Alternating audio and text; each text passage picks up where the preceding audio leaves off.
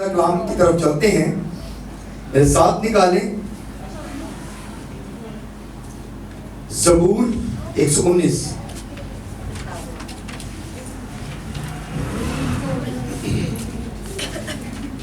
اور اس کی 9ویں آیت. زبور 119 اور اس کی 9ویں آیت پلیز پڑھیے گا. خداوند کے پاک کلام میں یوں لکھا ہے، جوان اپنی روش کس طرح پاک رکھے تیرے کلام کے مطابق اس پر نگاہ رکھنے سے. خداوند کے پاک کلام کے پڑھے اور سنے جانے پہ خداوند کی برکت ہو. پلیز سب لوگ تشریف رکھیں. آج کا جو ٹاپک ہے وہ ہے جوان اپنی روش کس طرح پاک رکھ سکتا ہے. جوان اپنی روش کس طرح پاک رکھ سکتا ہے. یاد رہے گا؟ اگر میں پوچھوں تو یاد رہے گا؟ ٹھیک ہے، اوکے. کتاب مقدس میں نوجوانوں کو پاک، کتاب مقدس جو ہے، خدا کا کلام جو ہے، یہ نوجوانوں کو کیا کرتا ہے؟ پاک کرتا ہے. اور کلام مقدس میں جو بات لکھی گئی ہے روش، اس کا مطلب ہے راستہ یا راہ. اپنے راہ کو نوجوان کس طرح پاک رکھ سکتا ہے. کیونکہ نوجوان جو ہے، کلام مقدس میں لکھا ہے کہ اے جوان اپنی جوانی کے ایام میں اپنی آنکھوں کی منظوری میں چل، اپنے دل کو خوب بہلا. یہ کلام مقدس میں لکھا ہوا ہے زبور کی کتاب میں. حوالے، کیونکہ ٹاپک تھوڑا لمبا ہے، حوالے اس کے جو ہے وہ پھر کبھی پڑھائیں گے اور ضرور اس کو اگر کوئی پوچھنا چاہتا ہو تو اس کو بتا دیں گے ہم بعد میں. لیکن آپ آج کلام کی طرف توجہ کیجئے گا کیونکہ یہ ٹاپک تھوڑا لینتھی ہے اور اس ٹاپک کو ضرور ذرا اپنے دل میں رکھیے گا کہ جوان کس طرح اپنی روش کو پاک رکھ سکتا ہے. جوان کس طرح اپنی راہ کو جو ہے وہ سیدھا رکھ سکتا ہے. کیونکہ جوان جب جوان ہوتا ہے تو وہ اپنے راہوں پر چلتا ہے، وہ اپنے کاموں کو کرتا ہے اور اسے جو اچھا لگتا ہے وہی وہ کرتا ہے. اور ماں باپ بے شک اس کو جو مرضی کہتے رہیں. کچھ جو اولاد ہے وہ ماں باپ کے کہنے پر چلتی ہے، تابع داری رہتی ہے، مگر کچھ جوان جو ہے وہ ماں باپ کی باتوں کو تسلیم نہیں کرتے. وہ اپنی راہوں کو چنتے ہیں، وہ اپنی راہوں پر چلتے ہیں، وہ اپنے کام کرتے ہیں. وہ کہتے ہیں ہم جو کچھ کر رہے ہیں وہ بالکل ٹھیک ہے اور وہ اس بات کو مانتے ہیں. وہ کہتے ہیں ہم جو کر رہے ہیں وہ ٹھیک ہے، ہمارے ماں باپ جو کہتے ہیں یہ ٹھیک نہیں ہے. اور کلام مقدس یہی بات لکھتا ہے، کہتا ہے کہ جوان کس طرح اپنی روش کو پاک رکھے. اور داؤد نبی کہتے ہیں کہ منو وچ گناہ دے جمیا میری مائی. داؤد نبی یہ بات لکھتے ہیں اور داؤد نبی جوانوں کو یہ بات کہہ رہے ہیں. حالانکہ اس کا بیٹا سلیمان بھی جوانوں کے بارے میں بہت ساری باتیں کہتے ہیں، مگر ان کی راہیں بھی جو تھی وہ بھی ٹھیک نہیں تھی. حالانکہ وہ بھی غلط راہ پر چل پڑے، مگر وہ پھر بھی جوانوں کو یہ نصیحت کر رہے ہیں کہ منو وچ گناہ دے جمیا میری مائی. کیونکہ ہمارے خون کے اندر جو ہے وہ گناہ ہے، ہمارے تخم کے اندر جو ہے وہ گناہ ہے. کیونکہ جب آدم اور حوا نے جب گناہ کیا تو وہ گناہ جو تھا وہ ہمارے بدنوں میں سرایت کر گیا. وہ گناہ جو تھا ہمارے خون کے اندر جو ہے وہ چلا گیا. اور جب انسان پیدا ہوتا ہے تو شروع سے ہی اس کے اندر گناہ جو ہے وہ موجود ہوتا ہے. اور اس گناہ کو ہم نکالنے کی بہت کوشش بھی کریں تو نہیں نکل سکتا. یا تو ہم اپنے بلڈ کو چینج کریں اور نیا بلڈ لگائیں تو پھر ہو سکتا ہے کہ ہمارے اندر سے گناہ چلا جائے. ایک بات بتاتا ہوں، کسی شخص کا ایکسیڈنٹ ہو گیا اور اس کا سارا خون جو تھا وہ بہہ گیا. اور جب خون بہہ گیا تو ڈاکٹر نے کہا کہ اس کا خون جو ہے وہ سارا نکل گیا ہے، اب اس کو جلدی سے خون جو ہے وہ چاہیے. اور اسے خون جو ہے اگر نہ لگا تو یہ بندہ جو ہے یہ مر جائے گا. تو اسے جو تھا ایک شخص کا خون لگا دیا گیا اور وہ جو شخص تھا وہ ہجڑا تھا اور اسے اس کا خون جو ہے وہ لگا دیا گیا. اور جب ہجڑے کا خون، خسرے کا خون جب اس شخص کو لگا دیا گیا تو وہ اس شخص کی جان تو بچ گئی، مگر اس کی حرکتیں جو تھی وہ اس ہجڑے کی طرح, اس غصے کی طرح ہو گئی. اور جب بھی وہ بات کرتا تو ان کے انداز میں کرتا تھا, کیونکہ اس کے اندر کا خون سارا نکل گیا, اور دوسرا خون جب اس کے اندر لگا تو وہ اس کی مانند ہو گیا. تو آج بھی دیکھیں ہمارے اندر جو خون ہے وہ آدم کا خون ہے. وہ آدم کا خون آج بھی ہمارے اندر سرایت کرتا ہے, اور یہ خون جو ہے یہ گناہ والا خون ہے. اور جب یہ خون نکلے گا تو پھر ہمارے اندر سے گناہ جو ہے وہ ختم ہوگا. اس لیے کلام کہتا ہے کہ جوان کس طرح اپنی روش کو پاک رکھے. ہلیلویا, بات کی سمجھ آ رہی ہے؟ تو یسوع کے لیے زوردار تالی دیں گے.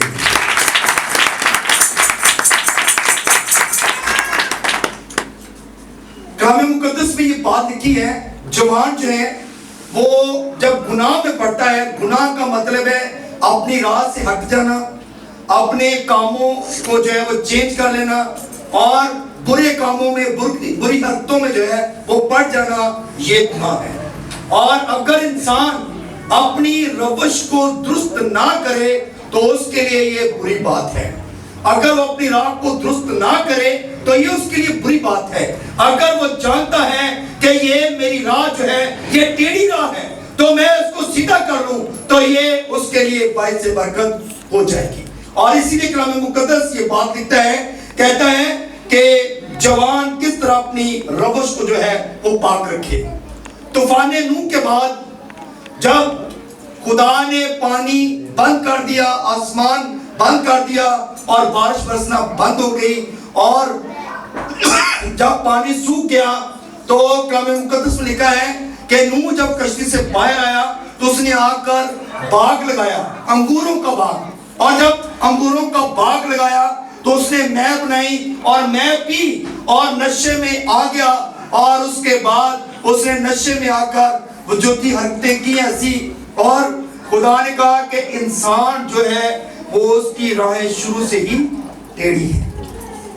انسان کے خیال جو ہیں وہ شروع سے لڑکپن سے ہی جو ہیں وہ غلط ہیں. اس لیے انسان ٹھیک نہیں ہو سکتا, انسان ٹھیک نہیں ہو سکتا, کیونکہ انسان کے اندر جو تخم ہے, جو خون ہے, وہ جب تک اس کا چینج نہیں ہوگا اس وقت تک وہ ٹھیک نہیں ہو سکتا. اس لیے داؤد کہتا ہے کہ جوان کس طرح اپنی روش کو جو ہے وہ پاک رکھے. تو میرے عزیزو, ہم باتوں باتوں میں اکثر گناہ کرتے ہیں. کلام مقدس میں لکھا ہے تم باتوں باتوں میں خطائیں اور گناہ کرتے ہو. ہماری سوچوں کے اندر, ہمارے خیالوں کے اندر ہماری خطائیں جو ہیں وہ ہمیشہ جو ہے وہ تیار رہتی ہیں, اور ہم باتوں باتوں میں خطائیں کرتے ہیں. ہماری سوچوں میں گناہ ہے, ہمارے خیالوں میں گناہ ہے. اس لیے ہم نے ان سب کو کیا کرنا ہے, پاک کرنا ہے, ٹھیک کرنا ہے. جب تک ہم اپنے گناہوں کو یا اپنی راہوں کو, اپنی روشوں کو چینج نہیں کریں گے اس وقت تک ہم ٹھیک نہیں ہو سکتے. اس لیے ہم نے جو ہے اپنے آپ کو درست کرنا ہے. اور ایک وقت آتا ہے کہ انسان کے اندر جب خواہش ہوتی ہے نا تو خواہش جنم لیتی ہے, اور جب انسان جوانی میں ہوتا ہے تو خواہشیں بہت ہوتی ہیں, اور جیسے جیسے اس کی عمر بڑھتی جاتی ہے وہ بوڑھا ہوتا جاتا ہے, اور خواہشیں کیا ہوتی ہیں, کلام مقدس میں لکھا ہے خواہشیں مٹ جاتی ہیں. خواہشیں کیا ہوتی ہیں, مٹ جاتی ہیں. جوانی میں انسان بڑے کام کرتا ہے, بڑے ٹیڑھے میڑے جس طرح بھی کام اس کو مل جائے وہ کرتا ہے, لیکن جیسے جیسے اس کی سمجھ بڑھتی ہے وہ بڑھاپے کی طرف جاتا ہے تو پھر جو ہے اس کی خواہشیں جو ہیں وہ مٹ جاتی ہیں. اور اکثر ہمارے مسلم بھائی بھی کہتے ہیں جب وہ جوانی میں ہوتے ہیں تو بہت ساری جو ہیں وہ بری راہوں پر چلتے ہیں, مگر جیسے جیسے وہ بڑھاپے میں جاتے ہیں پھر وہ مسلح پکڑ لیتے ہیں, تسبیح پھیرنا شروع کر دیتے ہیں اور نمازیں پڑھنی شروع کر دیتے ہیں. اسی طرح جوانوں کی حال ہے. اسی طرح جوان لوگ جو ہیں مسیحیت میں بھی ایسے ہیں, ہر مذہب میں ایسے ہیں. جہاں پر بھی آپ چلے جائیں جوان جو ہے وہ اپنی راہوں کو بہتر سمجھتا ہے, اور جب بوڑھا ہوتا ہے تو پھر وہ چرچز میں جاتا ہے, پھر پادریوں کے پاس جاتا ہے, پھر خادموں کے پاس جاتا ہے, کہتا ہے پادری صاحب بتائیں میں کیا کروں کہ میں نجات پا سکوں.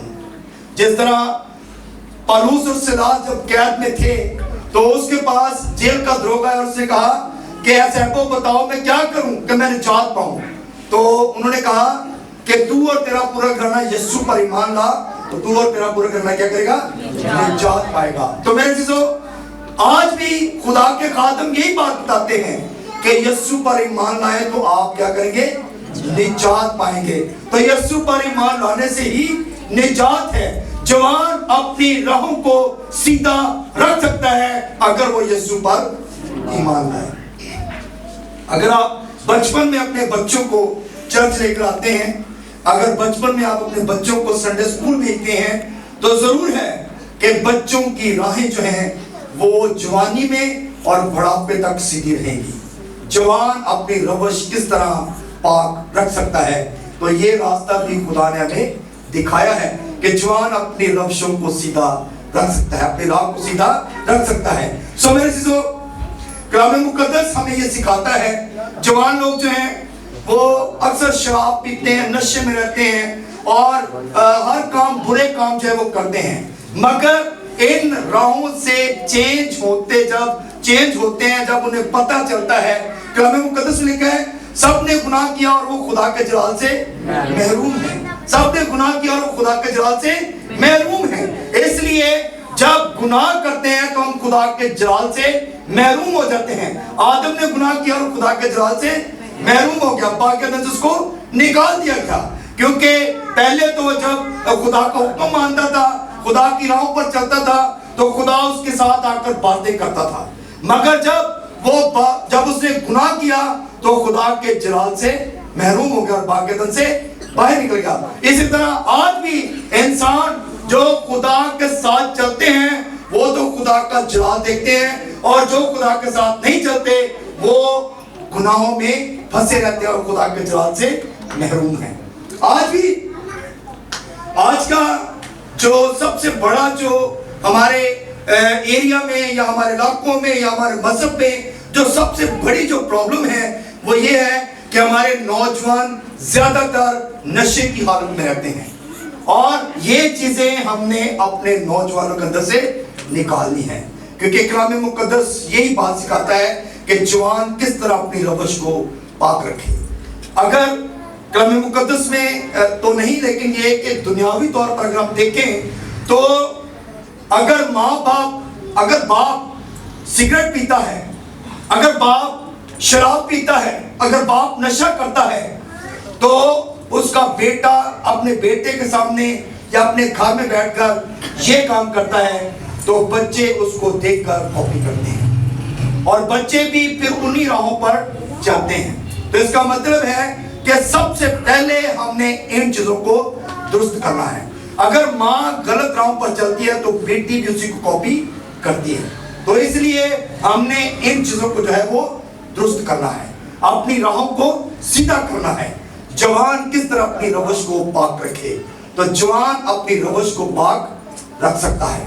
तो मेरे चीजों, कलाम मुकद्दस में हम देखते हैं दाऊद नबी ये बड़ी खूबसूरत बात लिखते हैं, मिन्नू विच गुनाह दे जम्या मेरी माई, मिन्नू विच गुनाह दे, आवाज बड़ी कम आ रही है, क्या समझ नहीं आ रही बात? मिन्नू विच गुनाह दे जम्या मेरी माई। तो क्या आपको आपकी माँ ने पैदा नहीं किया? सबको पैदा किया है, और हम सब माँ की बदौलत इस दुनिया में आए हैं। और मिन्नू विच गुनाह दे जम्या मेरी माई, चाहे कोई औरत है चाहे कोई मर्द है, और सबको जो है वो औरत के जरिए से वो दुनिया में आया, और इसलिए कलाम मुकद्दस ये बात सिखाता है कि मिन्नू विच गुनाह दे जम्या मेरी माई। तो मेरे चीजों, कलाम मुकद्दस में ये बात लिखी गई, मसीह यीशु ने कहा कि अंधा अंधे को राह नहीं दिखा सकता, अंधा अंधे को राह नहीं दिखा सकता। तो गुनहगार गुनह को राह दिखा सकता है? कभी भी नहीं दिखा सकता। सिर्फ वाहिद हस्ती हमारा यीशु मसीह है जो हमें राह दिखाता है, और वह कहता है, ऐ मेहनत उठाने वालों, बोझ से दबे लोगों, सब मेरे पास आ जाओ, मैं तुम्हें आराम, इत्मीनान और तसल्ली बख्श दूंगा। तो आपका यीशु जो है वो कहता है कि कौन है जो मुझ में गुनाह साबित कर सकता है? कोई है उसमें गुनाह साबित करने वाला? तो इसलिए यीशु कहता है मेरे पास आओ, मैं तुम्हें आराम, इत्मीनान और तसल्ली बख्शूंगा। इसलिए जवान अपनी रवश को चेंज कर सकता है जब वो यीशु के कदमों में आ जाएगा। आमीन। और इसलिए मेरे दोस्तों, खुदा का कलाम हमें ये सिखाता है, शमौन नामी एक शख्स था जिसको कोढ़ हुआ था, और यीशु मसीह ने उसको शिफा दी।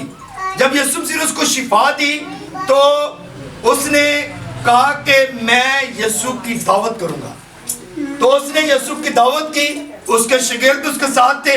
जब वो दावत में गए तो एक औरत जो यीशु के पास आई और उसने आकर अपने आंसू जो थे यीशु के पांव पर गिराने शुरू कर दिए। और जब अपने आंसू उसके जो है पांव पर गिराए और उसके पांव जो थे आंसू से भीग गए, जब आंसू से भीग गए तो उसने अपने बालों से उसको साफ किया। और शमौन जिसके घर में वो मौजूद था और बाकी लोग भी ये बात कह रहे थे कि अगर ये नबी होता, अगर ये खादिम होता, अगर ये खुदा का चुना हुआ बंदा होता तो ये जानता कि ये जो औरत है ये कौन है। ये तो प्रोसिक्यूट औरत है, ये तो गुनहगार औरत है, ये तो फाशा औरत है जो यीशु के पांव को अपने बालों से साफ कर रही है। और यीशु ने वहां पर ये बात कही कि जब जब कलाम मुकद्दस पढ़ा जाएगा तो इसकी भी यादगारी जो है वो की जाएगी। हालेलुया, क्योंकि खुदा का कलाम ये सिखाता है कि खुदा गुनहगारों से प्यार करता है। वो कहता है, ऐ मेहनत उठाने वालों मेरे पास आओ, मेरे पास आओ, मैं तुम्हें आराम दूंगा। तो यीशु के पास जब वो औरत आई तो उसने कहा, ऐ बेटी सलामत चली जा। और यीशु ने उस पर इल्जाम कोई नहीं लगाया। यीशु ने उस पर इल्जाम लगाया? कोई नहीं लगाया। आज भी देखें, खुदावंद यीशु मसीह कभी किसी पर इल्जाम नहीं लगाता, बल्कि उस पर इल्जाम हमारी वजह से लग जाते हैं। हमारी वजह से यीशु पर इल्जाम लगा दिए गए। लोगों ने कहा ये तो चर्सियों का यार है, ये तो शराबियों का यार है, ये तो बदकारों का यार है, ये तो मासूल लेने वालों का यार है। और उसने इस बात को तस्लीम किया, बल्कि ये नहीं कहा कि मैं इनका दोस्त नहीं हूं, बल्कि उसने कहा कि मैं इनका दोस्त हूं, क्योंकि मैं इसलिए आया ताकि गुनहगार निजात पाए और गुनहगार शिफा पाए, रिहाई पाए। तो मेरे चीजों, कलाम मुकद्दस में एक बात लिखी गई, लूका की अंजील उसका 19वां बाब अगर पढ़ें तो वहां पर लिखा गया कि एक ज़क्कई नाम छोटे कद का शख्स, और वो यीशु को देखना चाहता था। और जब यीशु को देखना चाहता था तो वो दरख्त के ऊपर चढ़ गया और वो यीशु की राह देख रहा है। और यीशु जब नीचे आया तो ज़क्कई ऊपर है और यीशु नीचे है, क्योंकि खुदा के कलाम पर हमेशा हमारी नजरें इस तरह होती हैं। जब हम कलाम को पढ़ते हैं तो खोलते हैं तो अपनी नजरें नीचे करके खुदा के कलाम को पढ़ते हैं। इसलिए ज़क्कई ने अपनी आंखें नीचे की और नीचे जो था वो खुदा का कलाम था, यीशु मसीह नासरी था। और यीशु मसीह नासरी ने अपनी आंखें ऊपर उठाकर कहा, ऐ ज़क्कई नीचे उतरा, क्योंकि मुझे आज तेरे घर में रहना जरूर है। तो मेरे चीजों,